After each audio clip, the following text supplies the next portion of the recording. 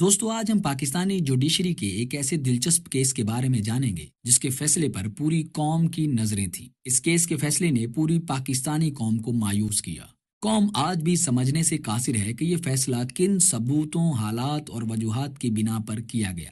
دوستو یہ اس وقت کی بات ہے جب آج سے کئی سال پہلے امریکی کانٹریکٹ کلر ریمنڈ ڈیوس نے 27 جنوری سن 2011 کو پاکستان کے دارالحکومت اسلام آباد میں 2 افراد کو گولیاں مار کر ہلاک کر دیا تھا۔ امریکی کانٹریکٹر ریمنڈ ڈیوس نے سن 2017 میں پبلش ہونے والی سنسنی خیز بایوگرافی دا کانٹریکٹر میں پاکستان میں اپنی گرفتاری، مختلف اداروں کی جانب سے تفتیش، مقدمے کے حالات اور بالآخر رہائی کا ذکر بڑے دلچسپ انداز میں کیا ہے۔ ریمنڈ ڈیوس کے کیس کا سب سے ڈرامائی حصہ اس کیس کے آخری دنوں میں دیکھنے کو ملا، جب لاہور کی کوٹ لکھپت جیل میں بنائے گئے خصوصی سیشن کورٹ میں ریمنڈ ڈیوس پر قتل کی فرد جرم عائد ہونا تھی۔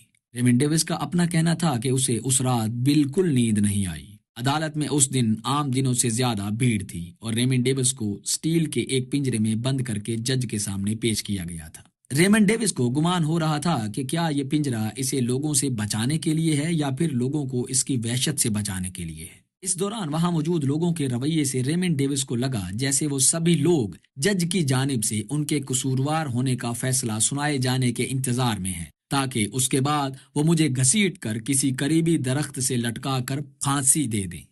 ریمنڈ ڈیوس کو عدالت میں ایک حیران کن بات یہ نظر آئی کہ اس دن پروسیکیوٹر اسد منظور بٹ غیر حاضر تھے، جنہوں نے اس سے پہلے ریمنڈ ڈیوس پر خاصی سخت جرح کی تھی، اور ان کا دعویٰ تھا کہ ریمنڈ ڈیوس نے فیضان حیدر، جو ان 2 لوگوں میں سے ایک تھا جسے ریمنڈ ڈیوس نے گولیاں مار کر ہلاک کر دیا تھا، اس کو بغیر کسی وجہ کے ہلاک کیا ہے۔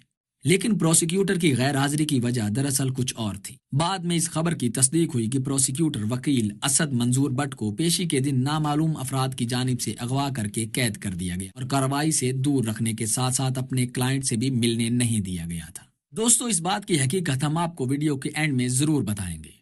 ریمنڈ ڈیوس کے کیس کا معاملہ اس قدر اہمیت اختیار کر گیا کہ 23 فروری 2011 کو پاکستانی اور امریکی فوج کے چیف جنرل اشفاق پرویز کیانی اور ایڈمرل مائک ملن کے درمیان عمان میں ایک ٹاپ سیکرٹ میٹنگ ہوئی، جس کا بڑا حصہ اس بات پر غور کرتے ہوئے گزرا کہ پاکستانی جوڈیشری سسٹم کے اندر سے کیسے کوئی راستہ نکالا جائے کہ ریمنڈ ڈیوس کی ملاقات ہو پائے۔ اس روز ایک اور چیز دیکھنے میں آئی۔ 16 مارچ 2011 کی دوپہر کو جب عدالت کی کارروائی شروع ہوئی تو جج نے صحافیوں سمیت تمام غیر متعلقہ لوگوں کو باہر نکال دیا، لیکن ایک شخص جو کارروائی کے دوران کمرہ عدالت میں موجود رہے وہ تھے پاکستانی سیکرٹ ایجنسی ISI کے اس وقت کے چیف جنرل شجاع پاشا۔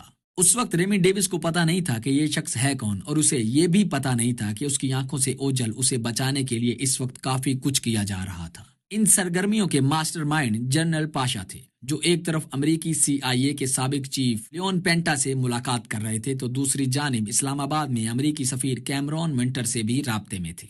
اس کے ساتھ ساتھ عدالت کی کارروائی کے دوران جنرل صاحب مسلسل کیمرون منٹر کو لمحہ با لمحہ کارروائی کی خبریں موبائل فون پر میسج کر کے شیئر کر رہے تھے۔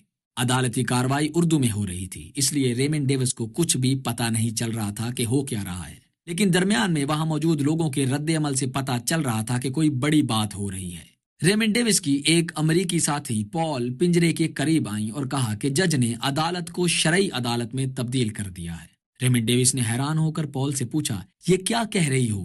میری کچھ سمجھ میں نہیں آ رہا۔ لیکن اصل میں یہی وہ طریقہ تھا جو پاکستانی جوڈیشری میں امریکہ تلاش کر رہا تھا۔ مقدمے کو شرعی بنیادوں پر ختم کرنے کے فیصلے کے ماسٹر مائنڈز میں جنرل پاشا اور کیمرون منٹر شامل تھے۔ پاکستانی فوج بھی اس سے آگاہ تھی، جبکہ صدر زرداری اور نواز شریف کو بھی بتا دیا گیا تھا کہ کیا کھچڑی پک رہی ہے۔ یہ سب ملے ہوئے تھے۔ جنرل پاشا کو صرف 2 دن بعد یعنی 18 مارچ کو ریٹائر ہو جانا تھا، اس لیے وہ جی جان سے کوشش کر رہے تھے کہ یہ معاملہ اسی طرح نمٹ جائے، اور جب یہ معاملہ نمٹا تو ان کی مدت ملازمت میں 1 سال کی توسیع کر دی گئی اور مارچ 2011 کی بجائے مارچ 2012 میں وہ ریٹائر ہوئے۔ جنرل پاشا ہی تھے جنہوں نے hard core prosecutor Asad Manzoor but کو مقدمے سے الگ کرنے میں اہم کردار ادا کیا۔ اسد یہ مقدمہ انسانیت کی خاطر مفت لڑ رہے تھے۔ جب دیت کے تحت معاملہ نمٹانے کا فیصلہ کیا گیا، دیت وہ رقم ہے جو کہ اسلام کے شرعی قوانین کے مطابق قاتل مقتول کے گھر والوں کو ادا کرتا ہے، بشرط یہ کہ اس میں مقتول کے وارثان کی رضامندی شامل ہو۔ دیت والے قانون کے معاملے میں ایک اڑچن یہ آئی کہ مقتولین کے عزیزوں نے اسے ماننے سے انکار کر دیا۔ تو پھر آخرکار 14 مارچ کو ISI کے اہلکار حرکت میں آئے اور انہوں نے تمام 18 عزیزوں کو کوٹ لکھپت جیل میں زبردستی بند کر دیا۔ ان کے گھروں کو تالے لگا دیے گئے اور ان سے موبائل فون بھی لے لیے گئے۔ جاننے میں آیا ہے کہ جیل میں ان لواحقین کے سامنے 2 راستے رکھے گئے، یا تو وہ $1,30,000 کی کمپنسیشن ایکسپٹ کر لیں یا پھر موت کو گلے لگانے کے لیے تیار ہو جائیں۔ اس بات کا نتیجہ یہ نکلا کہ عدالتی کارروائی کے دوران ان لواحقین کو عدالت کے باہر گن پوائنٹ پر رکھا گیا اور انہیں کہا گیا کہ وہ میڈیا کے سامنے زبان نہ کھولیں۔ یہ لواحقین ایک ایک کر کے خاموشی سے جج کے سامنے پیش ہوتے رہے، اپنا شناختی کارڈ دکھاتے اور رقم کی رسید وصول کرتے اور باہر آ جاتے۔ یہ بات بھی سوچنے لائق ہے کہ آخر یہ پیسے دیے کس نے؟ اس وقت کی امریکی وزیر خارجہ ہلری کلنٹن نے اس بات سے صاف انکار کیا تھا کہ یہ کمپنسیشن امریکہ نے ادا کیا ہے۔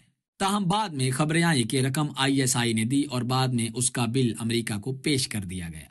جو ہی یہ کارروائی مکمل ہوئی، ریمنڈ ڈیوس کو پیچھے کے دروازے سے نکال کر سیدھا لاہور کے ایئرپورٹ پر پہنچایا گیا، جہاں ایک طیارہ رن وے پر ان کا انتظار کر رہا تھا۔